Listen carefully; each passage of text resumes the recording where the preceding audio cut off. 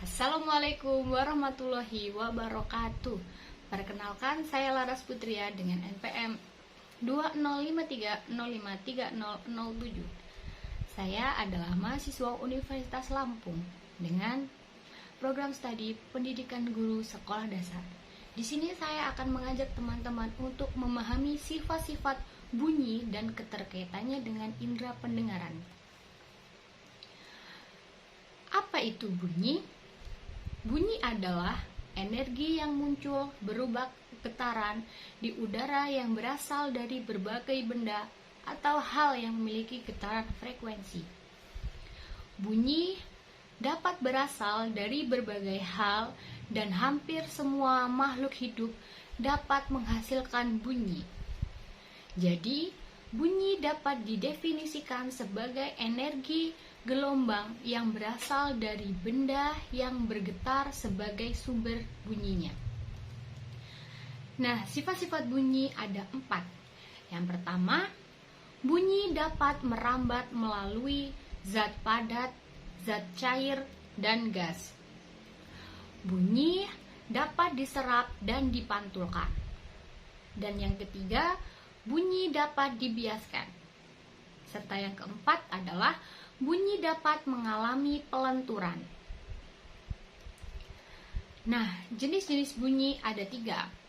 Yang pertama, intrasonik. Yang kedua, audiosonik. Dan yang ketiga, ultrasonik.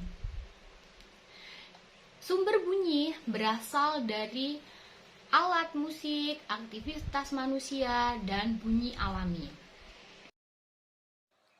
Telinga sebagai alat pendengar. Telinga merupakan alat indera yang digunakan untuk mendengar. Setiap harinya, kita pasti mendengar berbagai macam suara. Tetapi, tidak semua suara bisa kita dengar. Telinga hanya mampu mendengar suara dengan frekuensi antara 20 sampai 20.000 getaran per detik atau hertz. Telinga, bagian luar, atas daun telinga, dan lubang telinga.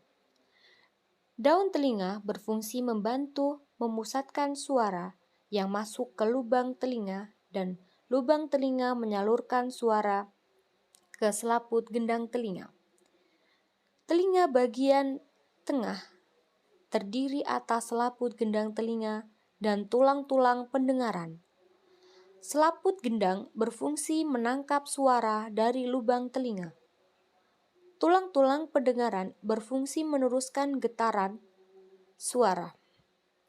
Getaran suara tersebut berasal dari selaput gendang menuju telinga, bagian dalam. Selain itu, pada telinga, bagian tengah pun terdapat saluran yang menghubungkan telinga dengan pangkal tenggorokan. Saluran ini dinamakan saluran Eustachius. Saluran ini berfungsi mengatur tekanan udara di dalam dan di luar telinga tetap seimbang. Telinga bagian dalam terdiri atas rumah siput dan atas keseimbangan. Rumah siput memiliki sel saraf. Rumah siput berfungsi sebagai penerima getaran suara dari tulang pendengar. Getaran suara yang terkirim oleh sel saraf ke otak.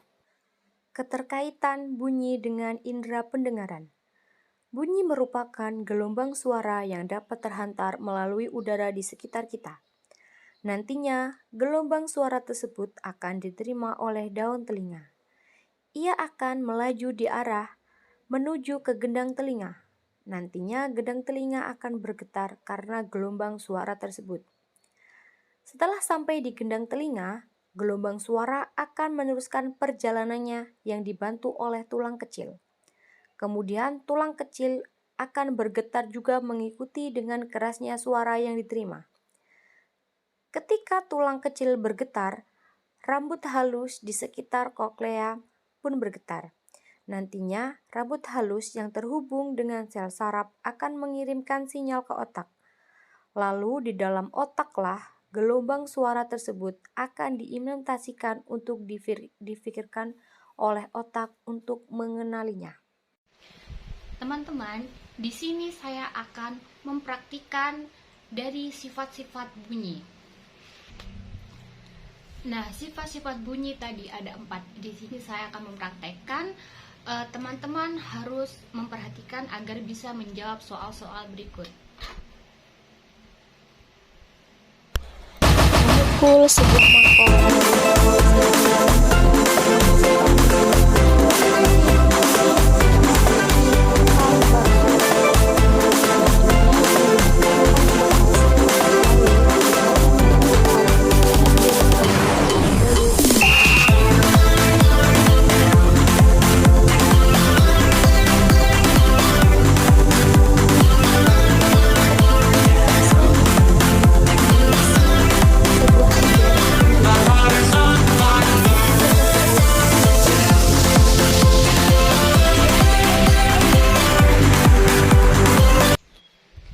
Nah, itulah tadi merupakan sifat-sifat dari bunyi. Nah, teman-teman, mungkin itu saja yang dapat saya sampaikan. Semoga teman-teman dapat menjawab soal di bawah ini. Saya akhiri. Wabillahi taufiq wal hidayah. Wassalamualaikum warahmatullahi wabarakatuh.